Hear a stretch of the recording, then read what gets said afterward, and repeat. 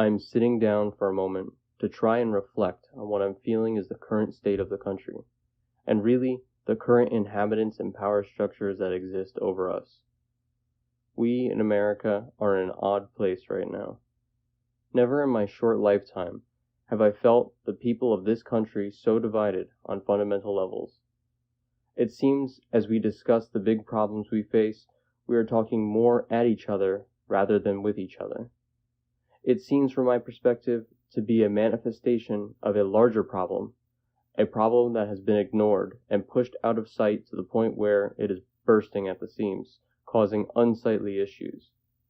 We have become so invested in our opinions and what we hold dear that we are unable to see the people we are talking to.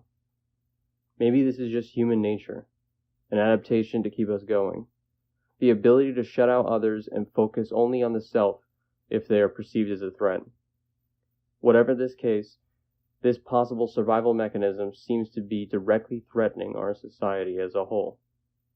Never before have we had to deal with such complicated societies, with so many different thoughts and opinions, and its wear is showing. Our structures to handle these pains are in the infancy stages. In generations past, we were able to understand our community and felt at home with them.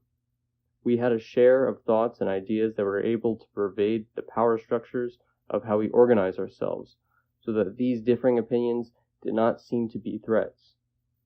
But today we are so large, so diverse, so varied in experience, as well as the shape of technology creating more isolated communities than ever before, we are running into issues being able to relate to each other. No longer do we have to only speak to the few families in our surrounding area.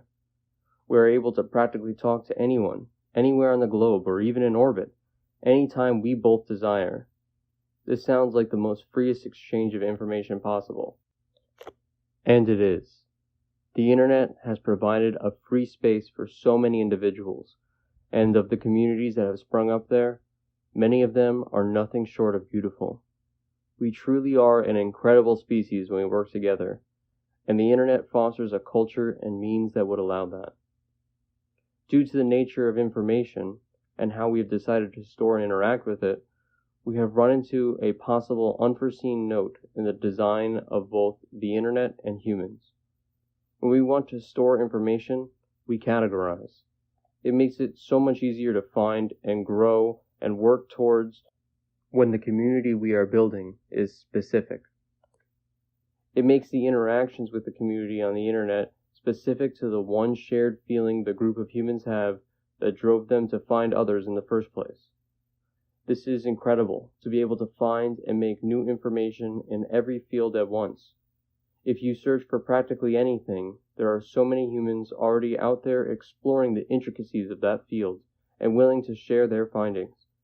The lack of looking for something in return of this information is astounding at times. Someone 3 years ago could have posted something that solved a problem for you with no knowledge of who you are, what you need it for, or why. And they might not even be alive anymore by the time you intake the information. This overall is a great thing, and such a wonderful resource for everyone who calls themselves a citizen of the internet age. However, an issue springs up when we extend out how this relationship of humans to information plays out. Knowledge transfer has never worked this way before. Our species has always offered each member as a knowledge bank. In fact, many think that this is part of what sets us apart in many ways. Horizontal knowledge transfer allows us all to become experts when one of us is. We're able to share new findings and push our species to new heights. But when these knowledge transfers happened, they happened on a community scale. The people who gave you the new information were also your brother, your cousin, or another member of your community a few families away. Their knowledge was not specific to who they were or what circles they were in. In fact, you were all in the same circles. Even as we get into more recent community structures and more specialized knowledge, the problem still remains. Even in the time of doctors, who took years of study to be able to do what they do, they still served the community they were a part of. They were still a member of the public, and while they had different opinions and feelings of those around them, we were able to relate to them. discuss topics with them, and come to better understandings due to the sharing of both of our experiences. Today we are running into a different problem. With how diverse and how specialized we have gotten in our experience, as well as the desire to value our experience so highly, we are running into issues we now see. Now, not only is it more comfortable to be able to stay in the groups of people that we know think the same as us, it has even become much easier. Looking for a group of people who want to sew? Just look online. For other people who like to cook? That's there too. What about people that believe that the state is ultimately to blame for all human suffering, and that we should live in anarchist communes? That is there as well. If you wanted to, you could tailor your online and probably even physical life to never hear an opinion you disagree with again. It is comfortable, enjoyable, and easier. Why would you want anything else? But it's a double-edged sword. While it does feel good for the period, we end up not challenging our opinions and perspectives, and we grow more isolated from the others outside our groups. We become more and more radicalized in what we believe, and we become further and further apart from each other as a whole. It is shocking to see. It feels as if we live in a country with two sports teams who see so far apart, and the gap in between them is growing each day. Each person feels so right in their stance, it is near impossible to move people from their positions. And why wouldn't it be? It seems to be as people are in isolation, their political opinions become more radical. The exact reason is not certain, but could it be that they had not had challenging viewpoints brought to their attention? That they have only seen the world from their lens, so validating and even understanding others' perspectives seem overly extreme? Of course X is the problem with society at this point. If we just fix X, we can continue progressing. Except there's usually a list of X's. I hope that you, to whoever may hear this, have stuck with me. I don't believe I've really said anything partisan at this point, but honestly, I would not be surprised these days if I have already. But now I'd like to advocate for some change, and this is something that I know at least crosses partisan lines. I think we can all agree that conformity is not the solution here. While it might seem to work, I would argue this is only a temporary fix. I would also argue that it is emblematic of the problem that got us here in the first place. No, we should not try to stifle differing thought. That will only lead to authoritarianism, which I believe to be antithetical to what it means to be American. In fact, we should look at differing thought and highlight the benefits it gives us. The motto of the U.S. is such a beautiful sentiment, and I think it really speaks to us and what we should hold dear. E Pluribus Unum, which is Latin for out of many, one. We are one nation, made up of many people. We have so many different individuals that make up us. They bring their own differing perspective and way of doing things, as well as their own knowledge. And if we build it right, we can find the best way to do things from all these individuals. Instead of relying on one person and being right sometimes, we can find the best way to do things overall to benefit all of us and bring our whole community to a better place. I also want to stress the problem is not the internet. The internet is a crazy place, and I think that anyone who has grown up with it can say it is scary sometimes.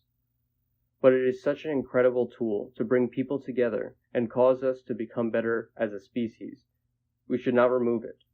But what I will advocate for is a changed understanding of what it means to be a community and to put humanity first. As it stands currently, we as a country have differing opinions of the government, which is understandable. It really does not work for our best interests a lot of the time. But something we as a society need to realize is that government is us. It is our means of power to control how our society works. If it is not working for us, we have to change it. We have to put more rules in place for it to run a way that better serves us all, not just the people who already have all the power in the country. I am scared the way I see things going. It seems to me that the people in power currently are unable or unwilling to fix the plight we are in. Maybe they are only looking out for themselves. Maybe they do not have as much power as they portray. Or maybe the wheels have come off the system a long time ago. But we are the people. We are the many. We have power simply being a collective. And I know that if we need to change things, we have any means at our disposal. It is important to remember, though, we are all in this together. No matter what our neighbor's opinion is, we share this dream with them. Their freedoms are our freedoms. We must do everything we can not to divide up our power due to simple squabbles.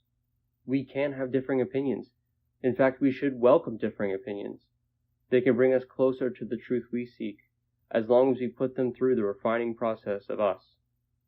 We should encourage collective reasoning. We, the people, are the ones who truly hold the power in this country.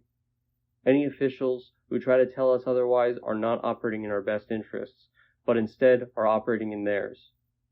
We have reached an age where anyone can talk to anyone, anytime, anywhere. We truly are on the cusp of becoming a full community, no matter where we live.